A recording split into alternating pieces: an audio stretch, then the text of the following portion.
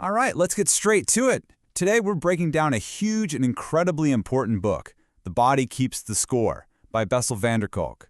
Think of this as a tactical briefing. No fluff, just the critical intel you can actually use. So let's jump right in. Man, this quote just nails it, doesn't it?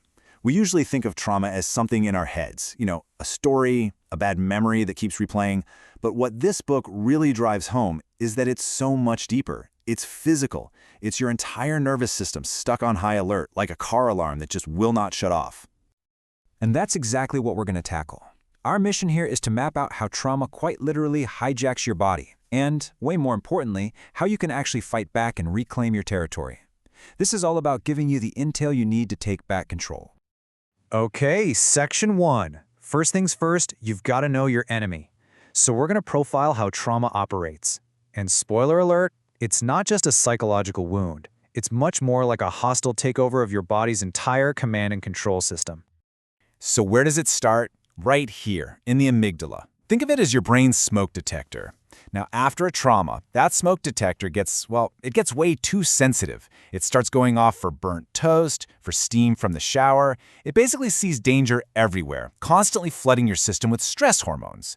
Ever feel that nonstop, humming anxiety or jump out of your skin at a sudden noise? Yeah, that's this part of the brain working overtime. Now, at the exact same time that your fear center is in overdrive, something else is happening. Your prefrontal cortex, that's the calm, logical CEO of your brain, it gets knocked offline. It's like the pilot gets locked out of the cockpit just as the plane hits major turbulence. Not good. And this is where flashbacks come from. The hippocampus is supposed to be your brain's neat and tidy filing cabinet for memories, but trauma just trashes the whole system. It can no longer tell the difference between then and now. So a random smell or sound can pull up the entire file, all the feelings, all the physical sensations, and slam it down in front of you as if it's happening all over again, right this second. See, what's the bottom line here? The most crucial thing to get is that this is not a failure of willpower. It's not about character, it is a biological reality.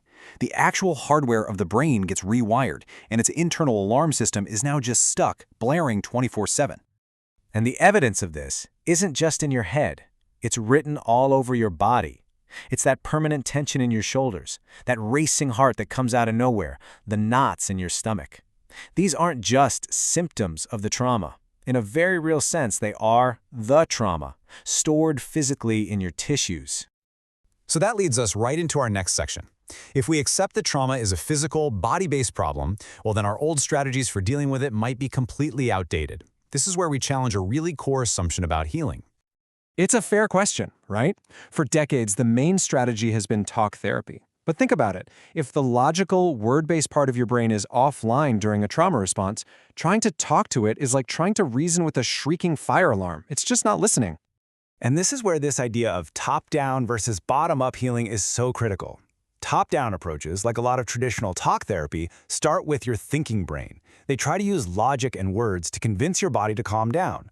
Bottom-up is the complete opposite. It starts with the body itself, with breath, with movement, with sensation, to send a safety signal up to the survival brain. And this right here is the absolute heart of the book's message. The damage happens from the bottom up, in the primitive, nonverbal parts of the brain. So the healing has to come from the bottom up too. You have to engage the problem at its source, using the language the body understands. So what does this new approach actually look like? What are these tools? That brings us to Section 3, the new arsenal. We're going to go over the modern therapies designed to work directly with the body and help it finally complete that fight-or-flight response that got stuck. This is a huge shift. We're moving beyond just coping or managing. We're talking about fundamentally rewiring the nervous system. The goal is to put you back in the driver's seat, to help you feel safe and in command of your own skin again. And the really good news is we now have a whole set of powerful tools to do just that. So check out this list. Yoga, EMDR, internal family systems, even things like martial arts and dance. What do they all have in common? They engage the body. Yoga and breathwork are incredible for regulating the nervous system. Martial arts can help you reclaim a sense of physical power. And then you have highly targeted therapies like EMDR and IFS that work directly with the brain's processing systems in a way that goes way beyond just talking. Let's just zoom in on one of these. EMDR. I know the name sounds a little weird, but the results can be profound. By using side-to-side eye movements while recalling a memory, it helps the brain's two hemispheres communicate and properly file that memory away. The event doesn't disappear, but it gets diffused. It's like turning an active landmine into a historical artifact in a museum. It's part of your story, but it's no longer a live threat. Okay, let's bring it all home with our final and maybe most important section, your personal battle plan. Understanding all this is one thing, but taking action is how you really move forward. So let's lay out a clear strategy for reclaiming your territory. Think of this as your roadmap. It starts with awareness, becoming a detective of your own body. Learn your signals, a tense jaw, a tight chest. Then daily practice, simple things like 5 deep breaths to calm that alarm system. Step 3 is engaging a professional who uses these bottom-up tools. And crucially, it's also about finding your tribe, safe people, and starting to reframe your story, not as a victim, but as the hero who survived. And this is the goal. This is what you're working toward. It's not about erasing the past. It's about changing your relationship to it. It's acknowledging what happened while firmly planting your feet in the present and saying, I am in command now. It's a declaration of being back in charge.